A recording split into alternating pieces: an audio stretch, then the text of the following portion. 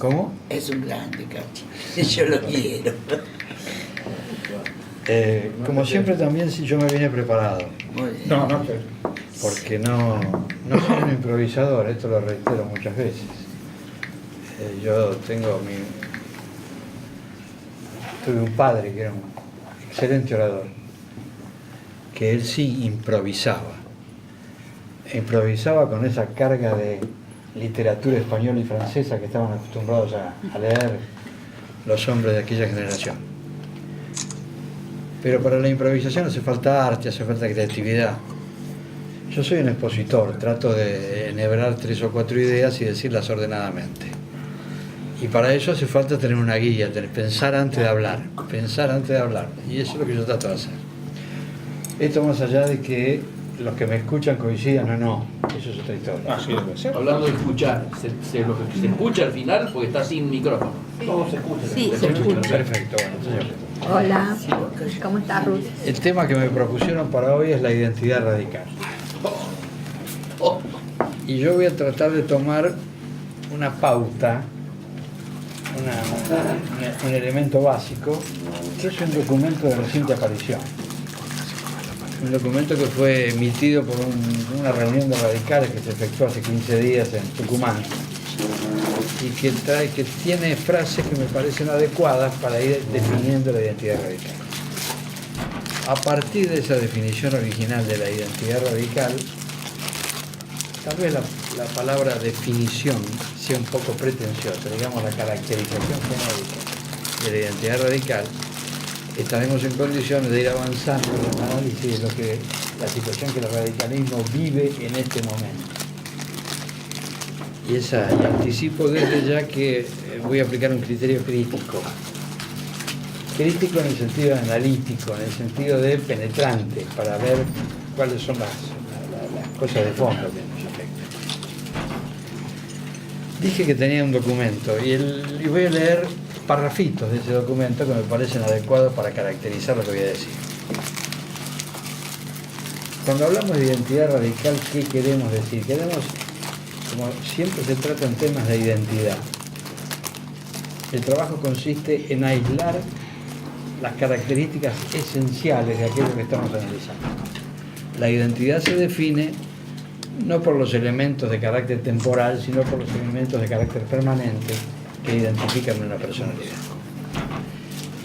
El documento de Tucumán comienza diciendo: el radicalismo nació para ampliar los derechos del pueblo, garantizar su libertad y asegurar su acceso a los bienes materiales con el mayor nivel de igualdad posible. También para integrarlo en una sociedad abierta y solidaria. Acá quiero rescatar un concepto central de todo esto, que es ampliar los derechos. El radicalismo nació para ampliar los derechos del pueblo argentino. Lo hizo con la definición original de Leandro Alem: nuestra causa es la causa de los desposeídos, y si nuestra causa es la causa de los desposeídos, obviamente queremos integrar a los desposeídos, incorporar. Más fuerte, Cacho. En segundo lugar,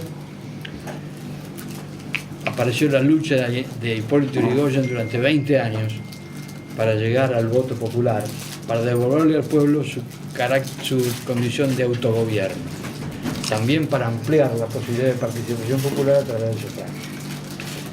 Luego viene la reforma universitaria, que tuvo un efecto fenomenal en el campo cultural y que también significó la ampliación de derechos, incorporando a gente que no llegaba a la enseñanza terciaria, y que además de esa manera completaba el circuito desde la ley 1420 de enseñanza laica y obligatoria.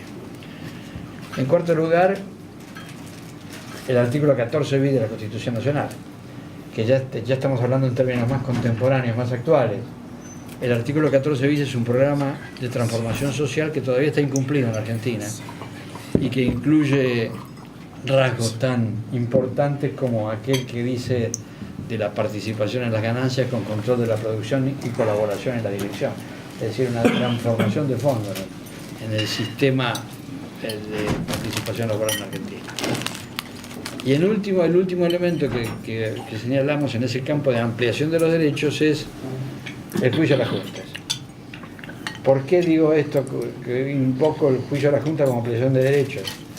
porque implica, el juicio de las juntas implicó claramente la decisión de definir el Estado de Derecho como vigente para todos los argentinos, incluyendo aquellos que habían estado fuera del Estado de Derecho en todos los procesos militares previos.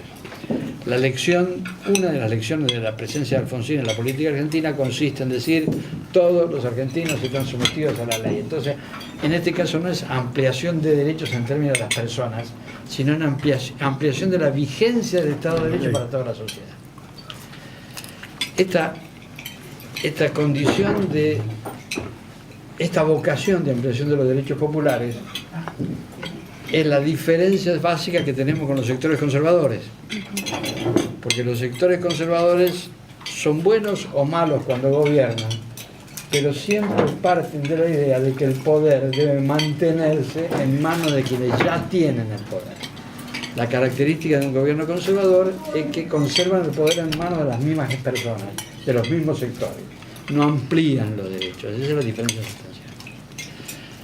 Y quiero agregar dos parrafitos que me parecen importantes en este documento que describe la identidad del partido, que tienen que ver con la concepción moral. No se trata solamente de una concepción política de ampliación de derechos, se trata también de una concepción moral.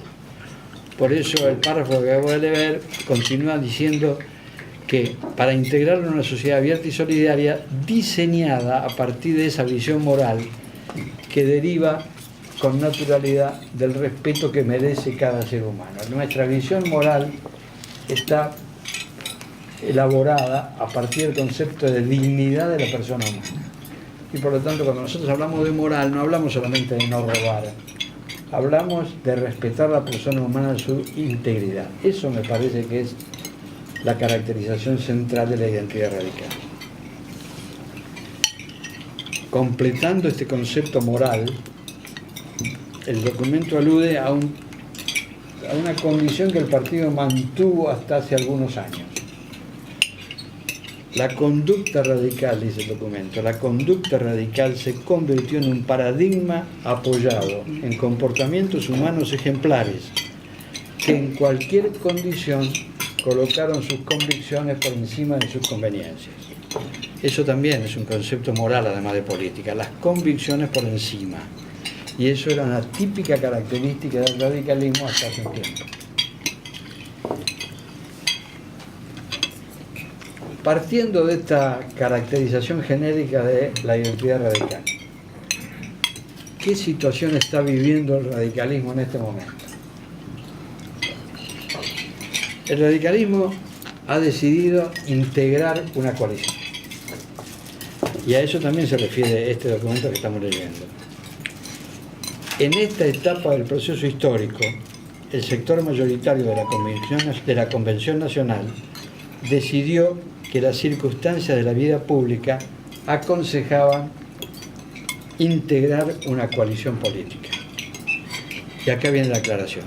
Toda coalición está constituida por partidos de orígenes, pensamientos y representatividades distintas. La condición de una coalición consiste en integrar partidos de características distintas, pero que en un momento determinado coinciden en defender un objetivo que consideran más urgente que sus convicciones. ¿No es cierto? Que sus convicciones personales. Por lo tanto, eso es lo que sucedió con el radicalismo en Gualeguaychú. Decidió el radicalismo en una votación democrática que había que priorizar la lucha contra el populismo autoritario y para volver después a las convicciones. Esto lo debo resaltar, ¿no es cierto? Porque el párrafo dice: toda coalición está constituida por partidos de orígenes, pensamientos y representaciones distintas que en cierto momento coinciden en un objetivo que consideran más urgente que sus diferencias. El objetivo es más urgente que sus diferencias. Está claro, termina el párrafo, que la coincidencia temporal no implica declinar la identidad ni abandonar las convicciones. Nosotros integramos la coalición en esos términos. ¿Qué pasó con la coalición? La coalición careció de ciertos instrumentos básicos que definen a toda coalición. Por ejemplo, careció de una plataforma, careció de una mesa de decisión estratégica y careció de distribución de funciones y espacios. Así lo dice también el documento. Está dicho y reconocido que este acuerdo político, la coalición, se convirtió en una coalición electoral exitosa que debió entenderse como punto de partida, pero que nunca se transformó en coalición de gobierno. Primero, por defectos de diseño original. No existió programa compartido, ni mesa de discusión estratégica, ni acuerdo para la adjudicación de espacios y atribuciones. En segundo lugar, porque así lo resolvió el presidente de la República, no era una coalición electoral, no una coalición de gobierno, cuando dijo que iban a gobernar los que habían ganado. ¿Está claro?